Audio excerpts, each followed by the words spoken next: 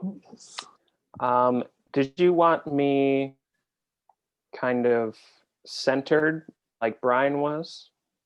I think for intensive purposes of right now, what I would like to happen is that we kind of go at it fresh and raw and just talk about it afterwards. Um, Great. can you just read through it for me, and then we'll discuss the options of making it more pleasurable for everyone involved. Okay. Just Great. do me a favor. Just do nice Yes. 3. Breathe in through the mouth, hold for 3, out through the nose, just so you can kind of get those blood flowing in the right directions.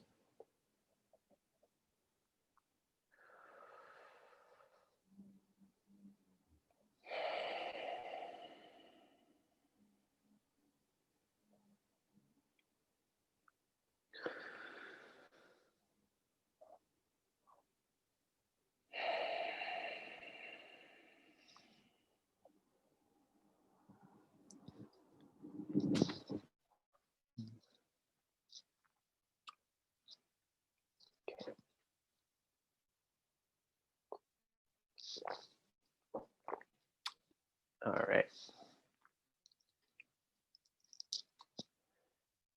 The message within the gay community is that sorry. The message within the gay community is that if you want to be valid, if you want to be acknowledged as a gay man, you must look like a Calvin Klein model. According to a 2016 study published in Psychology, Sexual Orientation, and Gender Diversity, 1/3 of the gay men surveyed reported experiencing anti-fat bias, even among those who weren't classified as overweight by the body mass index. In the study, 215 gay male participants, all of them ranging in the age from 18 to 78, were tapped by researchers Olivia Foster Gimbel and Renee Engelin to shed some light on why they felt this way. They found that the most common type of anti-fat bias reported was rejection by potential romantic partners on the basis of weight. A number of gay men are even going to extreme measures to change their bodies, including the use of Class C drugs like anabolic steroids or having plastic surgery, just to become accepted by others in the LGBT community. 2017, a magazine that regularly uplifts the white gay male body as conventional desirability while propagating white gay iconography with its prints of beautiful people, conducted a body survey wherein 84% of people said they felt under intense pressure to have a so-called good body. In addition, 49% reported feeling unhappy, while another 10% said they were very unhappy. No surprise there, seeing that most gay men learned of their sexual impulses and vis-a-vis gay culture through dirty movies. You might say that gay pornographers like Chuck Holmes of Falcon Studios engineered the modern gay Adonis that so many gay men either obsess over or vie to become, clawing away to capture the still image of a manufactured dream boy or killing themselves in the process. These Herculean himbo types are plastered on VHS tapes or DVDs or websites, erected like Michelangelo's David and Chrysalis. You've seen these ocular nubile beauties, golden feathery tresses frozen in an amber of American Crew hairspray, a white all-American boy next door jawline, a hairless physique covered in killer rock-hard abs, a ploy to sell tintillating content to horny, often closeted men, immediately became a symbol of sexual liberation with the advent of the circulation of gay pornographic video in the 1970s and 1980s. And Holmes found a formula with his Suicide Blondes in sunny California. The same formula that fashion icons like Calvin Klein and illustrators like Tom of Finland latched onto decades prior. Their influence, but especially Holmes, has impacted gay culture and even popular culture, with the metrosexual fad of the 90s and the aughts being directly inspired by Holmes and his imitators. Like statues towering over an Athenian Acropolis, these figures have arguably become the poster children of the Pride movement, and perhaps of all queer people around the world. We know this because every time you turn on the television, anytime you log on to Netflix or Hulu or Amazon Prime or Apple Plus, every time you click onto Pornhub, every time you turn on Grindr or Scruff or Jacked or Tinder, be it typed, spoken, or unspoken. No fats, no femmes, no blacks, no Asians, no Latinos, no curry. Echoes in the margins, reverberating like sirens from a sea of white ambulance vans. That's enough to drive anyone crazy, enough to take a blade and turn it inward, or enough to slash it all to ribbons and dance in its beautiful remains.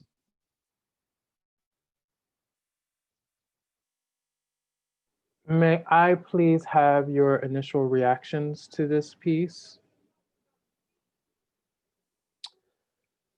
As far as what it evokes in me, or Yeah, I mean, not on a relational level, but like, how do you feel within the context of how you saw the presentation by the other folks in the piece? How do you think it relates to this, and how do you think we can best express its intent through a very structured square that I have to paste on to the rest of it? right? Um, I mean, I think it's a nice kind of summary and kind of gives the impetus and motivation for the piece. Um, I'm not really sure how to kind of make it theatrical in a way, if that's what you're looking for, Okay, more to kind of piece on to the end of it. right. Um, Um, so but go ahead.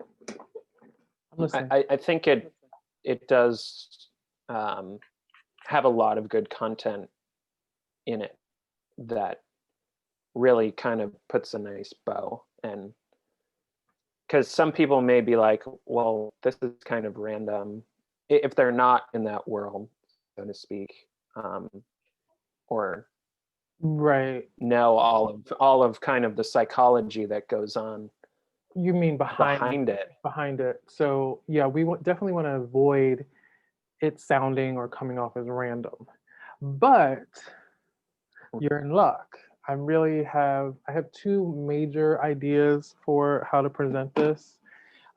Luckily, you know, it's really well written. But there's a very slippery slope and an opportunity for this to come off as preachy, which we don't want to do. Did you hear all of that? Opportunity for this was the last thing. There's we don't want the opportunities. There's an opportunity for this to be on that slippery slope between preachy and theatrical. I don't want it to be preachy at all. Mm-hmm. If you didn't hear me, Yeah, I just let me know. no, it shouldn't be or theatrical. Yeah, we don't want it to be preachy. We don't want it to be Yeah. um like just like an infomercial. But you know, there's an opportunity for it to slip into that very easily if we're not presenting it in a theatrical situation. I have two I definitely want to break it down into the 3 paragraphs. Um, but I want it to become a little bit more chilling and gripping, especially in the second to last paragraph, and then you have that last sentence. I did talk to Marcus about his intent and his directional point of view, and we were definitely on the same page of like it starts out like presenting all this information like a newscaster, and then it kind of slowly builds Mhm. into like the truth behind the matter and putting this character, who we haven't decided who that is yet, actually in the shoes of all of this tumult, and like presenting that part, and then it evolving into like, okay, well, is this another person that's doing the killing, or is that like somebody who like is involved with it or something? Because the way that I pitched the, I think I sent you the email, was, I either want this, no, I didn't, because we talked on the phone about it with Marcus. I said I feel like this should either be like a wrap up or a summary of the intent of the piece, or it's a cliffhanger to see where this piece can go. I think we have the opportunity to make it both of those things. Do you agree? Yeah, agreed. Do you disagree?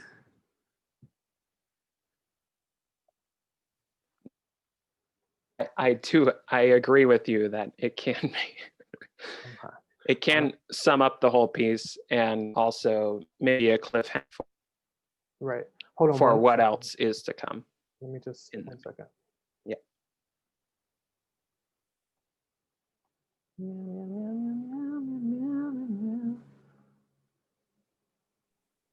Hi. Right. Hello. So I separated this into 3 parts, well, 4 parts. We have the last line, which was described as the twisting of the knife. Mm-hmm. Going backwards, the part before that, that is the unhinged disgust. Let's just name it that, unhinged. So I'm gonna write. a note. I'm gonna write it all Oh, down and send it okay. to you. Disgust, so you can just relax ish. So twist of the knife, unhinged disgust, and the in 2017, that's like a public service announcement. PSA will name that, and then the first part will be the Okay. newscaster. Great. I'm not That's kind of how I was feeling. right, but we have to make You're all not. Sorry, I didn't mean to cut you off. we have to separate all those 4 things very distinctly, and I don't want it to be to one-man show, but I definitely want different intonations in all 4 sets. So the first set, maybe if we can look at the set of physical point of view first, maybe the first one is straight to camera, maybe the second one is PSA, maybe the third one is, sorry, the second one is PSA, and then the third one is unhinged, and then the last line is straight to camera again. Is that feasible? Yeah. I um I'm gonna have to print it out so I can kind of move Where around it is it a bit on the more. screen that you're reading from right now? Because if we need to alleviate that, then that's fine. Because I don't want you to get COVID, basically.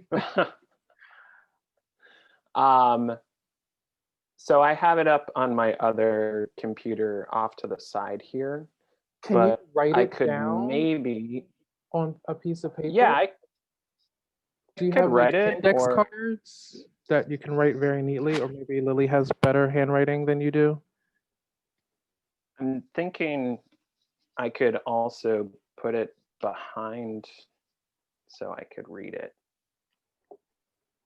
like Well, you have 3 this. different sections, so it could even be if you have if you have two devices and a piece of paper, those are three very distinct, different feelings as well and visuals.